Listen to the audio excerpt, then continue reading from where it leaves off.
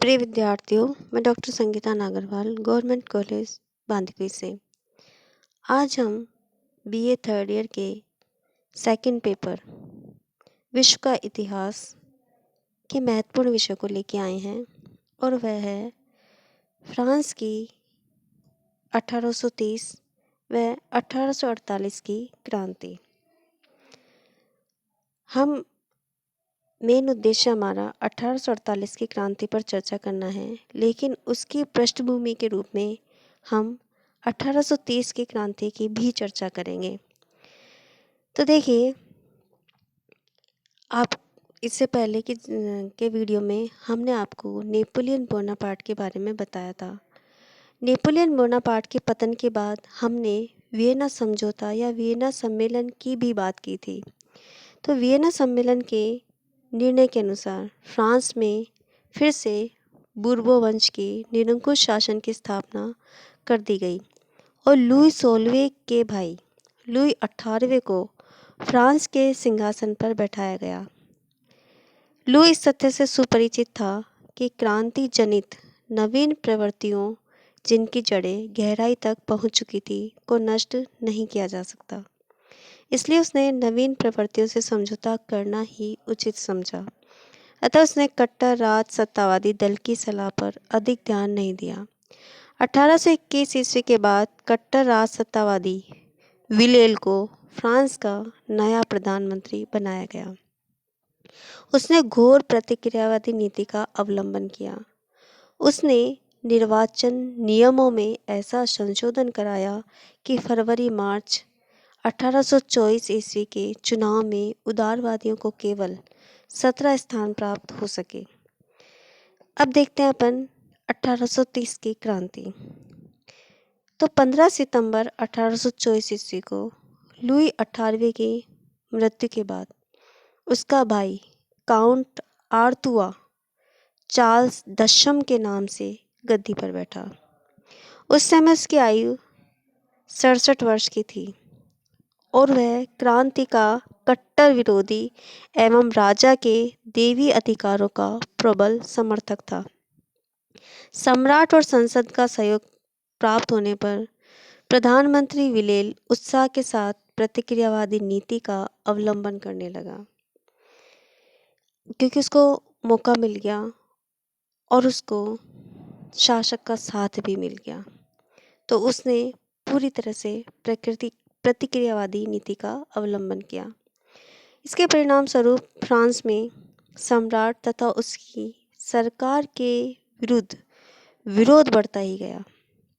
इस पर विलेल ने समाचार पत्रों पर प्रतिबंध लगा दिया। तो 1827 ईस्वी में निम्न सदन को भंग करके चुनाव कराए गए, जिसमें सरकार विरोधी दलों को बहुमत प्राप्त हो गया। अतः विलेल को त्यागपत्र देना पड़ा।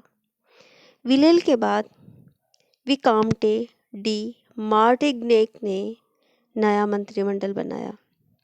उसने कट्टर राजसत्तावादियों एवं कट्टर उदारवादियों के बीच समझौतेवादी नीति को अपनाया, लेकिन उसकी नीति असफल रही और अप्रैल 1829 ईस्वी में उसे भी त्यागपत्र देना पड़ा। मार्टिग्नेक के बाद चार्ल्स दशम ने घोर प्रतिक्रियावादी तथा कट्टर कैथोलिक प्रिंस जूल्स डी पॉलिग्नैक को प्रधानमंत्री बनाया, जो इस समय फ्रांस का तीसरा प्रधानमंत्री था। मार्च 1830 में संसद का अधिवेशन शुरू हुआ, जिसमें चार्ल्स दशम ने विरोधियों को चेतावनी दी कि यदि षड्यंत्रों एवं विद्रोह द्वारा प्रशासन के कार्यों में बाधाएं डाली गई तो वह उनके विरुद्ध सख्त कदम उठाएगा। वस्तुतः वह संसदीय प्रणाली को चुनौती थी। विरोधी दलों ने तत्काल पॉलिग्नेक के विरुद्ध अविश्वास प्रस्ताव पारित कर दिया। सम्राट ने सदन को भंग कर जुलाई 1830 में नए चुनाव करवाए। 1830 में सम्राट ने नए चुनाव करवाए।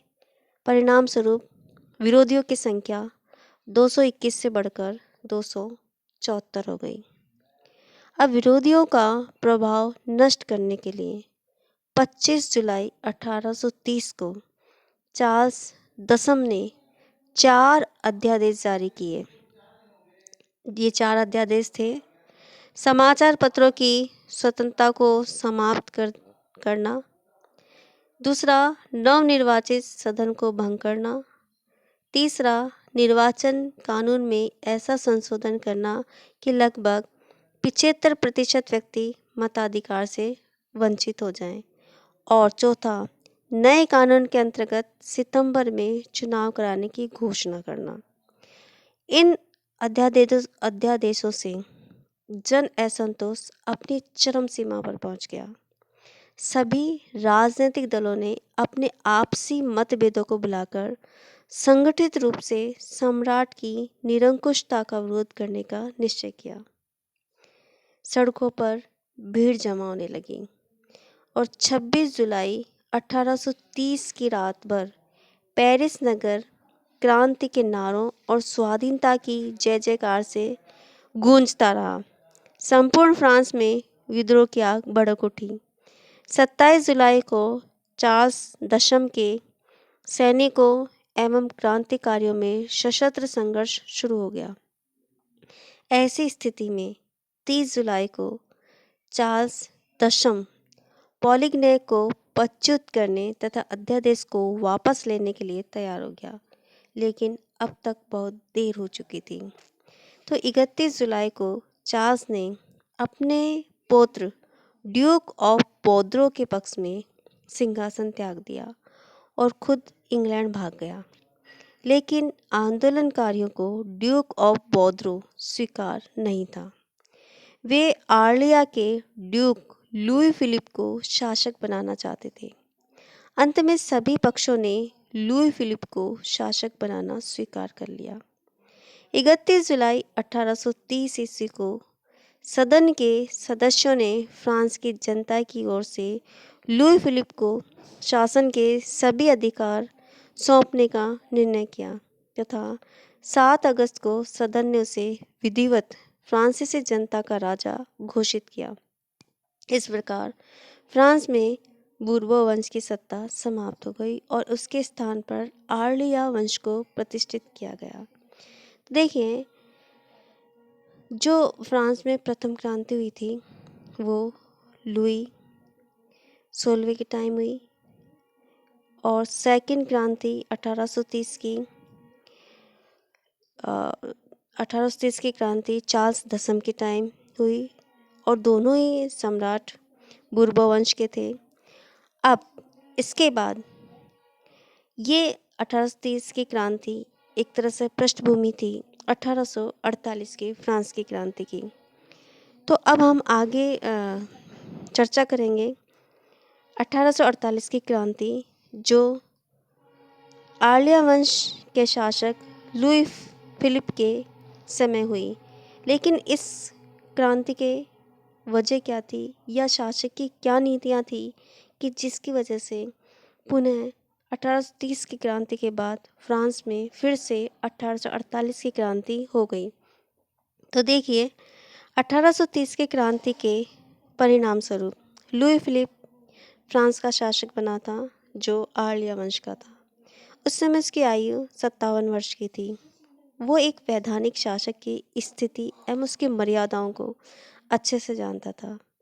फ्रांस में निरंकुश शासन के प्रति जो घृणा व्याप्त थी उससे भी वह परिचित था। अतः वह लोकतांत्रिक सिद्धांतों के आधार पर शासन करना चाहता था। वह साधारण ढंग से रहता था, बगल में छाता दबाए पैदल ही पेरिस के सड़कों पर घूमने निकल जाता था। सभी प्रकार के लोगों से वह निसंकोच मिलता था और कभी कभी मजदूरों के साथ बैठकर शराब भी पी लेता था। इन दिखावटी कार्यों से आरंभ में उसकी लोकप्रियता बहुत बढ़ी, किंतु वह अवसरवादी था, क्योंकि कुछ समय बाद यह स्पष्ट होने लगा कि उसके इस दिखावटीपन के पीछे सत्ता की भूख छिपी हुई थी। वह न तो उदारवादी था और न प्रतिक्रियावादी। उसमें सम्राट की महानता न होकर एक व्यापारी की नम्रता थी।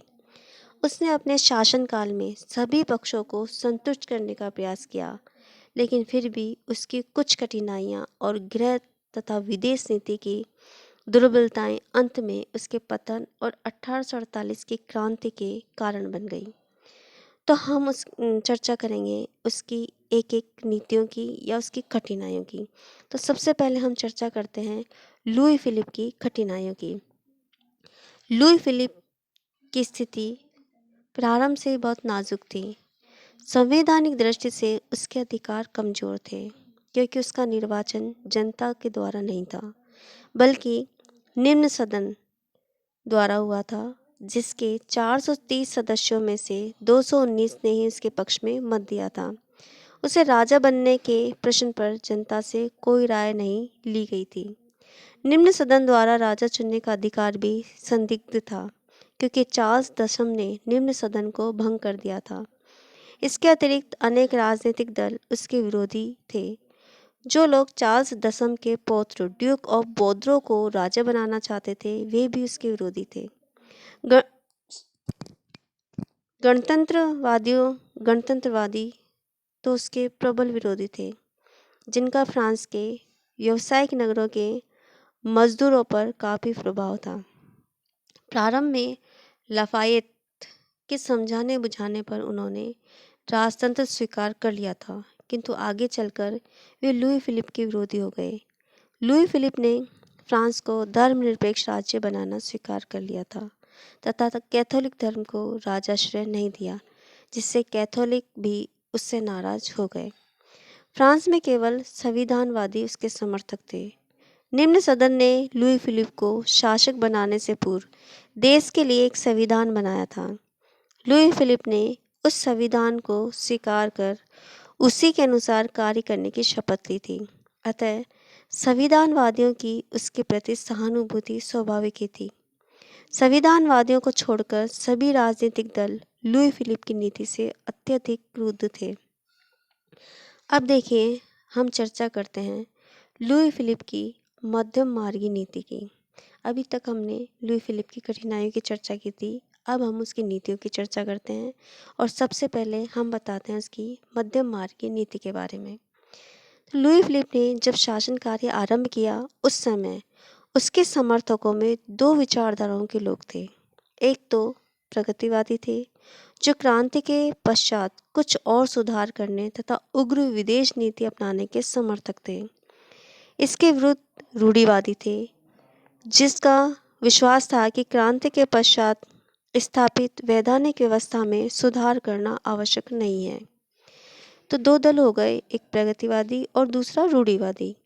लुई फिलिप ने प्रगतिवादी तथा रूढ़िवादी दोनों विचारधाराओं के मध्य न्याय संगत मध्यम मार्गी नीति का अवलंबन किया, जिसे स्वर्णिम मध्यम मार्गी नीति भी कहा जाता है, द गोल्डन मीन। इस नीति का अनुसरण करते हुए उसने सभी पक्षों को खुश करने का प्रयास किया। गणतंत्रवादियों को प्रसन्न करने के लिए उसने बुर्बो राजवंश के सफ़ेद झंडे के स्थान पर क्रांति के प्रतीक तिरंगे झंडे को राष्ट्रीय ध्वज बनाया। बोनापार्टिस्टों को प्रसन्न करने के लिए उसने नेपोलियन के अवशेषों को पेरिस के एक भव्य मंदिर में स्थापित किया। कट्टर राजसत्तावादियों को प्रसन्न करने के लिए उसने उच्च मध्यम वर्ग को शासन में अधिक से अधिक स्थान दिया। जनसाधारण के लिए उसने उसकी स्वतंत्रताओं पर लगे सभी प्रकार के प्रतिबंध हटा दिए। 1831 में उसने ईसाई धर्म की भांति यहूदी धर्म को भी मान्यता दे दी। 25 वर्ष के उन सभी व्यक्तियों को जो 200 फ्रैंक प्रति वर्ष कर देते थे, उनको मताधिकार प्रदान किया। संक्षेप में लुई फिलिप की नीति यह थी कि प्राचीन अभिजातीय वर्ग के सिद्धांतों की ओर लौटकर नहीं जाना, किंतु लोकतंत्र की दिशा में भी आगे नहीं बढ़ना तथा केवल 1830 की क्रांति के पश्चात संशोधित आज्ञा पत्र द्वारा स्थापित व्यवस्था को सुदृढ़ करना था। यद्यपि लुई फिलिप ने अपनी मध्यम मार्गी नीति द्वारा सभी पक्षों को संतुष्ट करने का प्रयत्न किया, किंतु फ्रांस का कोई दल उससे संतुष्ट नहीं हुआ। मताधिकार के विस्तार से सर्वसाधारण एवं मजदूर वर्ग को कोई लाभ प्राप्त नहीं हुआ तथा उसकी स्थिति पहले जैसी बनी रही। अतः लुई फिलिप के विरुद्ध जन असंतोष बढ़ता गया। मुख्य रूप से उसने सेठ, साहूकारों, पूंजीपतियों को अपने शासन में स्थान देकर अपना सहयोगी बनाया, किंतु इस वर्ग को भी वह पूर्ण रूप से संतुष्ट नहीं कर सका। लुई फिलिप की इस व्यवस्था को हम बुर्बो वंश के निरंकुश शासन तथा गणतंत्रीय शासन के बीच समझौता कह सकते हैं। तो ये थी लुई फिलिप की कठिनाइयाँ और उसकी मध्यम मार्गी नीति। आगे हम चर्चा करेंगे लुई फिलिप की गृह नीति, लुई फिलिप की विदेश नीति और उसके बाद क्रांति के द्विराज्य गणराज्य की घोषणा की और उसके बाद क्रांति के स्वरूप और उसके महत्व की। लेकिन इसकी चर्चा हम अगले वीडियो में करेंगे। तब तक के लिए नमस्कार, धन्यवाद।